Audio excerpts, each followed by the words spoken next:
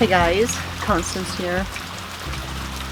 So it is currently Wednesday, and I'm sure you can hear it is raining. Actually went and got my nails done today. This time I went with a lovely green color. Had a nice conversation with the lady who does my nails. I'm actually kind of appreciating the fact that it is raining today because I needed a little bit of a break. You know, I spend so much time in the garden working outdoors that coming into the house, the air conditioning is frigid to me, even though we don't keep it too insanely cold. I'm just actually acclimated to, believe it or not, hot summer Alabama weather. And but I do spend so much time out here that sometimes other things get put on the back burner. So not spending a ton of time outside watering and all of that, I definitely could use the break. Especially since I planted a couple things yesterday. I planted some flowers, filled in some spots that I had some empty space. And since it is raining, Mr. Smith asked for me to make soup for dinner. We can eat soup all year long. I'm not a soup is for cold weather kind of person because, I mean, you eat hot meals all year long, so why would soup be any different?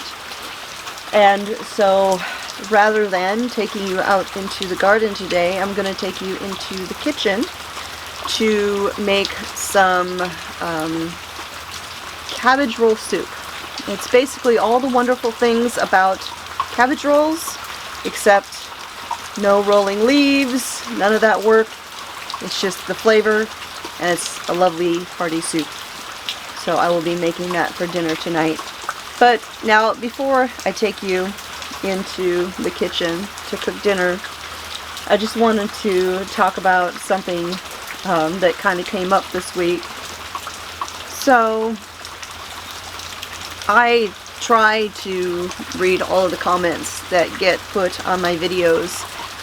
To be quite honest, sometimes, particularly this time of year, I will get behind, but I do try to read them all. And so I sat down a little bit ago when I got home and was going through comments, trying to get caught up a little bit because I've missed a few of them. Spending a lot of time in the garden, we'll do that. And I noticed a comment that had gone up a few days ago, and it was a pretty hateful comment. But what cracked me up was, you know, this person left this ugly comment, but then immediately underneath it was one of my wonderful subscribers, I call you guys my YouTube friends, had jumped in and given them a what for.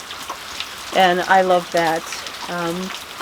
But what I did want to say, there is a bright yellow finch that just landed on the tree over here. But I know I don't have the right lens to be able to show it to you. I have started seeing yellow finches the last week or so. I love that.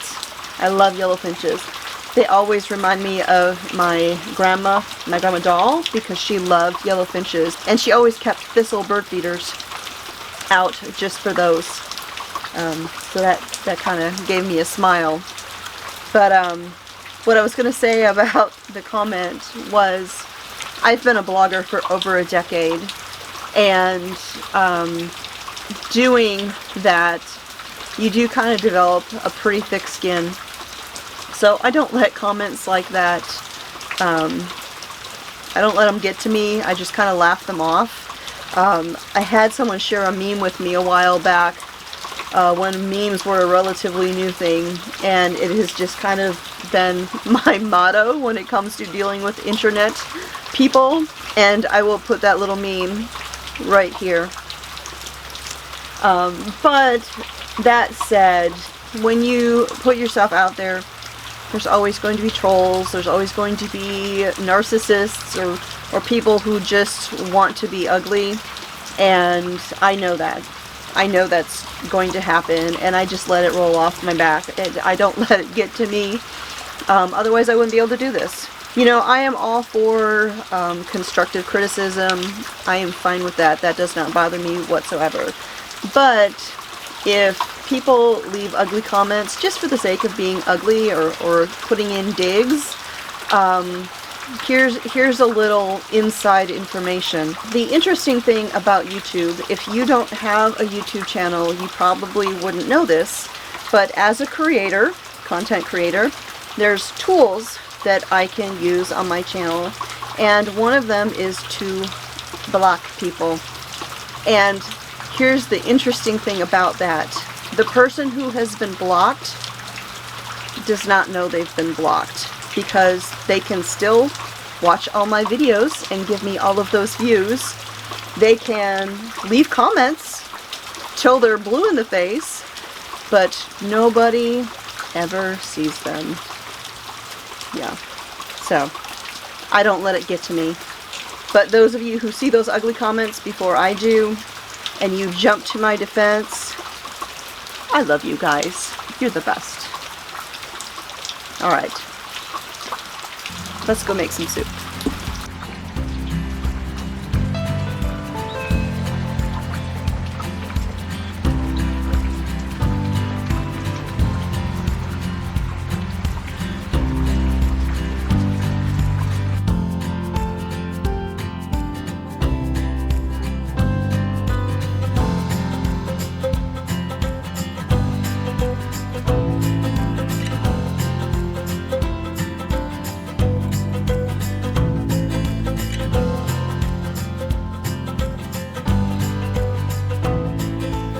Hey guys, so we had a short break in the rain.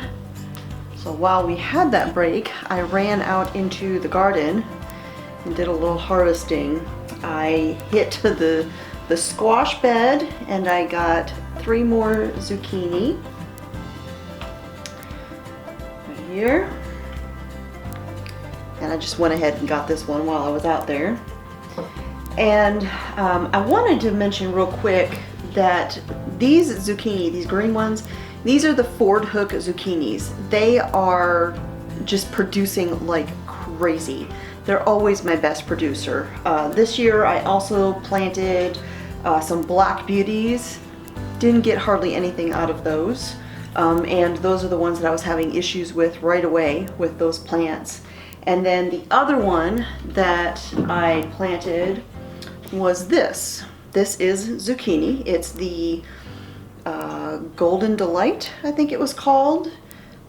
Unimpressed. I have, I think, 4 of these zucchini plants out there. This is only the second one I've gotten, and I've lost count how many of the Ford Hook zucchinis I've gotten. All planted at the same time, and I mean, these are neat looking. Yellow with green ends, but neat looking doesn't make up for not producing. So those are not a zucchini that I don't think I'll grow those again. And then I hit the bean trellises. Well, I hit one of them. It started raining while I was out there, so I got most of the way through one of the trellises. Didn't even get to touch the other one, but lots of green beans. Green and purple. The purple ones turn green when you cook them, so sadly they don't keep that beautiful purple color. I wish they did, because imagine how those jars would look with the green and the purple together. That would be beautiful. But alas, they don't.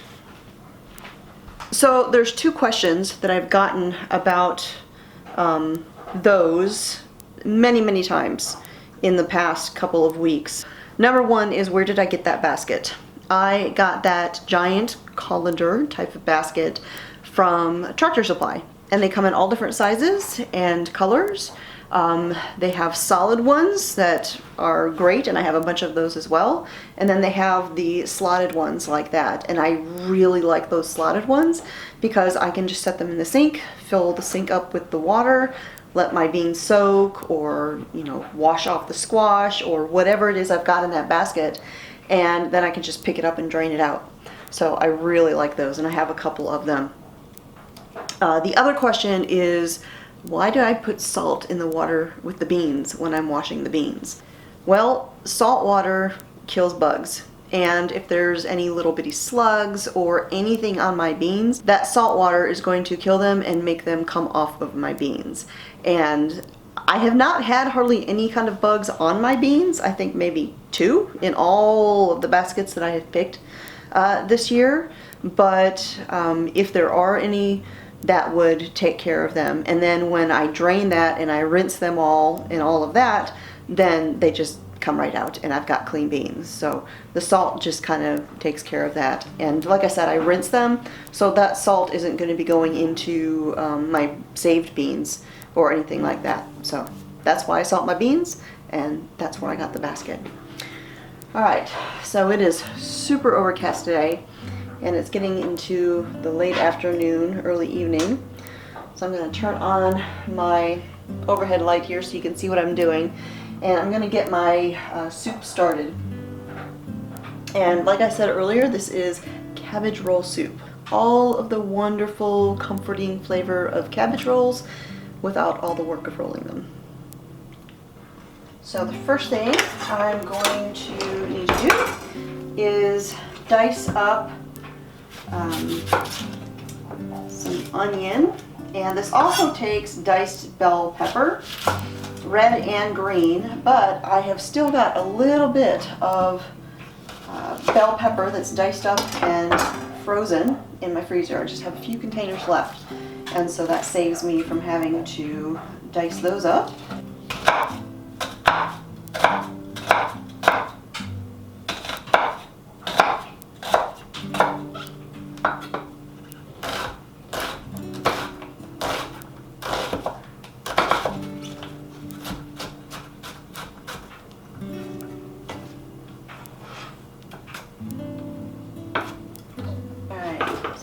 Turn on my stove here, get that heating up, and I'm going to add in 1 pound of ground beef. I'm going to add in my diced onion,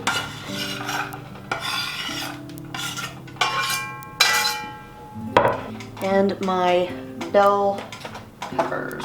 They're still a little bit frozen, but they'll thaw out really quick. And I'm just going to cook these together until the meat is browned and the onion and bell peppers are nice and tender. And while they're cooking, I'm going to go ahead and slice up some cabbage.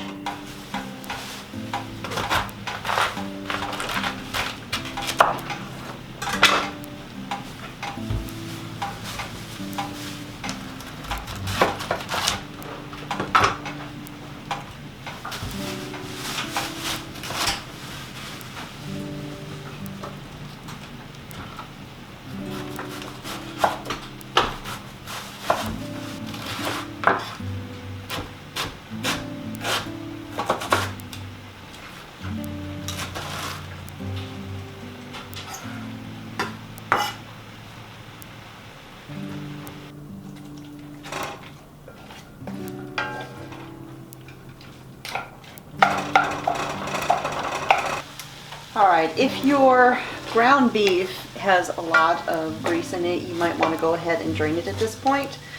But if you're using a lean ground beef, then you wouldn't really need to do that. I've also got some rice cooking over in my rice cooker. So this gets served with rice, or you could use cauliflower rice if you wanted to do that.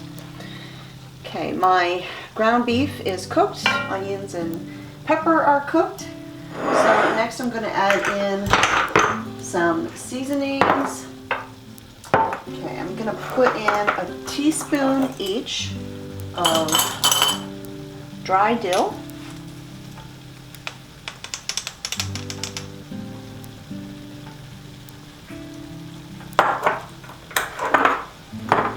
parsley,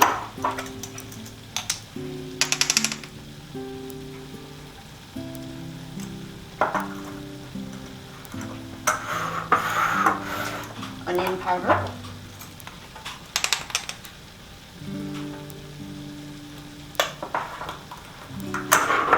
And then this is hot paprika. If you cannot find hot paprika in your area, you can use regular paprika and then just add in a couple pinches of cayenne if you would like to do that. That's a good substitution if you can't find hot paprika.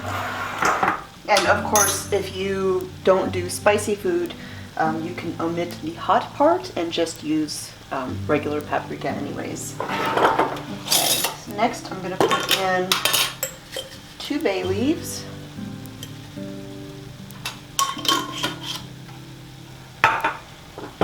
4 cups of beef broth.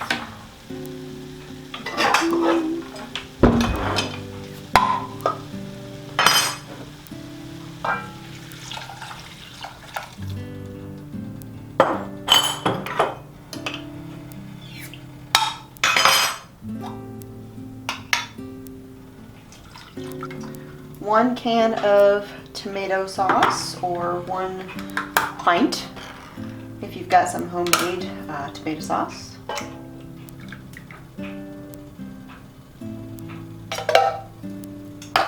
Then a little bit of salt and pepper, about 1/2 teaspoon each.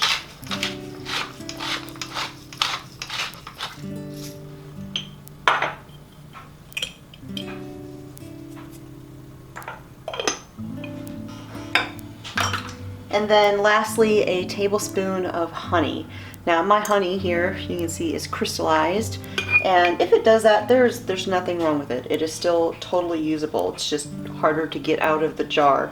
You can re-liquefy it just by taking your jar and setting it in a saucepan of water and letting it simmer very, very low, and it'll re-liquefy. And there's nothing wrong with it. It'll be just totally fine.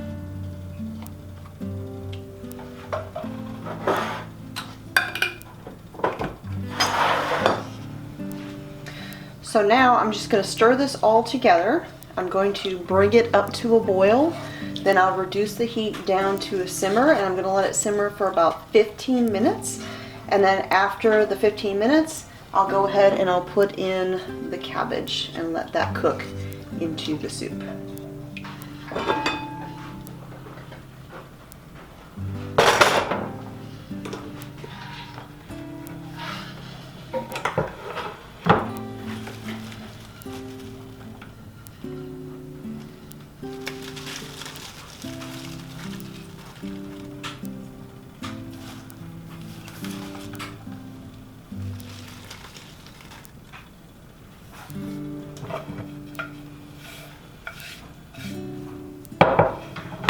Now this will cook together for about 5 minutes or so, or until the cabbage is nice and tender.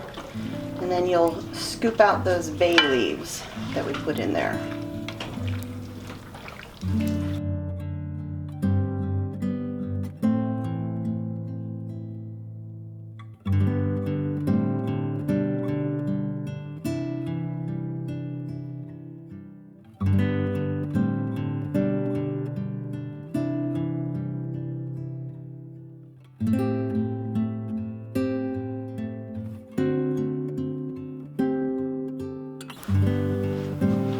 And then the last thing that we like to put on our tomato saucy kind of soups is Parmesan cheese. I don't have that added to the printable version of this recipe, but we're kind of partial to doing that. We put Parmesan cheese on a lot of our soups. So if that's something that you might like, you might want to give that a try.